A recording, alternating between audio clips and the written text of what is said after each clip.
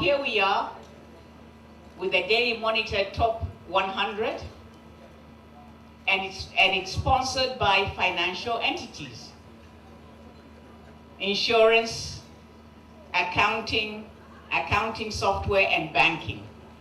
So it shows that the media industry has matured. And I think all the other industries of Uganda are also maturing. Your Excellency, the Vice President, Honorable colleague Minister, distinguished guests, ladies and gentlemen, I'd like to start by thanking KPMG and the Daily Monitor for this excellent initiative and for inviting me to the 5th Gala dinner to recognize Uganda's top 100 mid-sized companies and to celebrate the growth and success of small and medium-sized companies in our country. Today, I'm here as a Minister of Economic Development, not the Minister of Finance. Does that answer a question that was going around? But it also means I did not bring URA with me. In Uganda, SMEs are increasingly taking the role of primary vehicle for the creation of employment and income generation through self-employment, and therefore have been tools for poverty alleviation. You also provide the economy with a continuous supply of ideas, skills, and innovation necessary to promote competition and the efficient allocation of scarce resources. Today, you're estimated to contribute over 30% of GDP, over 30% of employment, and over 80% of manufactured output. Therefore, you're second only to agriculture in generating employment and contributing to poverty alleviation. We've taken a proactive approach to seeing how best to support you, how best to answer the problems you face. When you're vulnerable, when it comes to accessing credit, training, advice, information, business planning, what can the government do? The government's main task is to use its limited resources to leverage on your behalf. The government's job is to provide the infrastructure that requires a lot of money up front, but then is used by everybody, even those who didn't pay for it. And that's something you don't like in the private sector. The government's job is to provide skills and health for the people of Uganda, to make sure you have an educated and healthy workforce. Again, that is a very long-term investment, 20 years on average per unit or per child.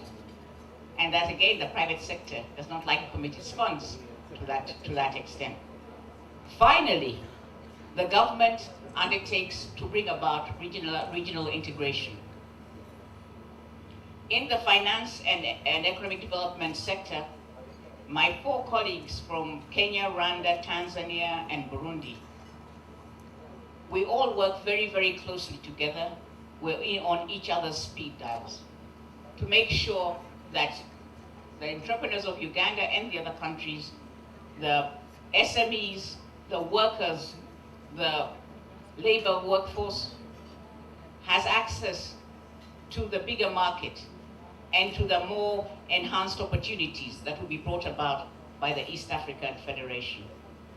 And for that, in that regard, we hope to sign, the heads of state hope to initiate before the end of the year, the move to monetary union. But as we focus on addressing the many challenges faced by SMEs, it should also be noted that government is not the only stakeholder with a role to play. As entrepreneurs, you must constantly strive to improve your own products and your businesses.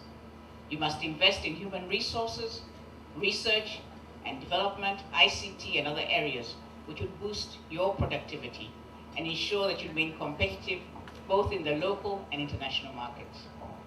It is not what have you done for me, it's what can I do for myself. And as you improve yourself, as you add value to yourself, the communities also prosper. This is in line with the theme of the Uganda Top 100 conference which you held yesterday, which I understand was creating a globally competitive SME sector in Uganda. Your Excellency, ladies and gentlemen, in conclusion, I'd like to once again thank KPMG, the Daily Monitor, and the financial sponsors for coming up with such an honorable project. I hope that the PPP or the public-private partnerships that are starting up will also help to enhance the general business environment. I think I am one of the PPPs, and I thank you for your support when I came into government. I congratulate each and every one of you who made it the top 100. I also congratulate everyone who did not make it into the top 100. It is not so much to win, but to run the race. And I salute you all, businessmen and businesswomen of Uganda. Thank you very much.